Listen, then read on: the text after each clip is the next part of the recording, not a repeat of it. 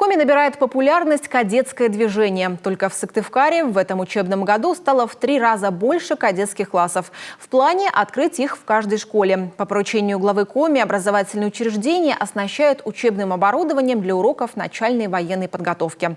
Ольга Коняева продолжит. Перед вами 5 видов магазина, в 4 из которых представлены патроны 7,62 и для автомата Калашникова. Какое количество патронов помещается в магазине? 30 патронов. 30 патронов.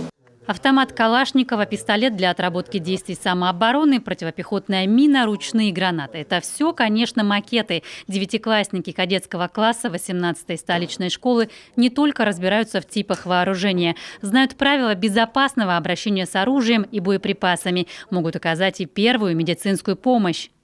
Надо проверить дышком. По принципу слышу, вижу, ощущаю. Находим мечевидный отросточек, отступаем 2 пальца, ложим основание ладони и зажимаем вверх рукой. И производим 30 нажатий. 18-я школа – одна из самых больших в Сыктывкаре. В параллелях по одному кадетскому классу. Каждый носит имя одного из погибших при исполнении сотрудников МВД.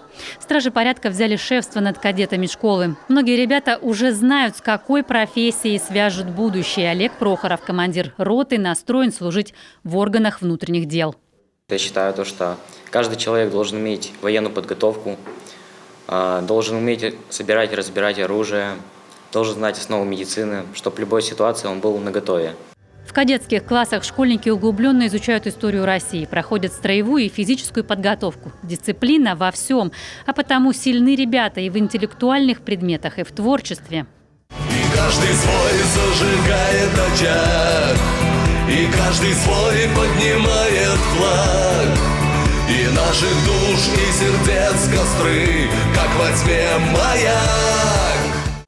Кадеты успешно защищают честь школы во многих конкурсах и соревнованиях. Мы сотрудничаем тесно с Центром спорта и туризма, где ребята занимаются туризмом. У нас наши дети входят в сборную Республики Коми. И в этом году они выступали на всероссийских соревнованиях и принесли нашей республике 1-е место. В 5 школах Сыктывкара 400 кадетов. Так было еще в прошлом году. Сегодня уже 14 школ и 1500 кадетов.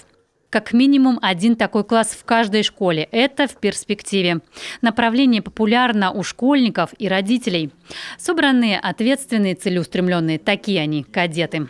Движение в республике поддерживают все силовые ведомства. По кадрам мы работаем совместно с военкоматом, потому что все преподаватели ОБЖ в обязательном порядке должны быть согласованы с военным комиссариатом, поэтому эту работу мы проделываем.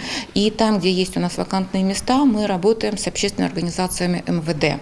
И мы через общественные организации МВД, тех специалистов, которые выходят на пенсию, мы их приглашаем для работы. Поэтому в этом направлении у нас нет проблем. В столице Коми уже оснастили классы ОБЖ на 17 миллионов. В следующем году запланировано еще на 6.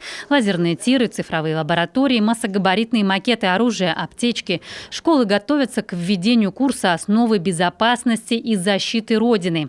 К полезным навыкам по безопасности добавится осознание роли обороны страны для ее социально-экономического развития. Ольга Коняева, Артем Соколов, телеканал Юрган.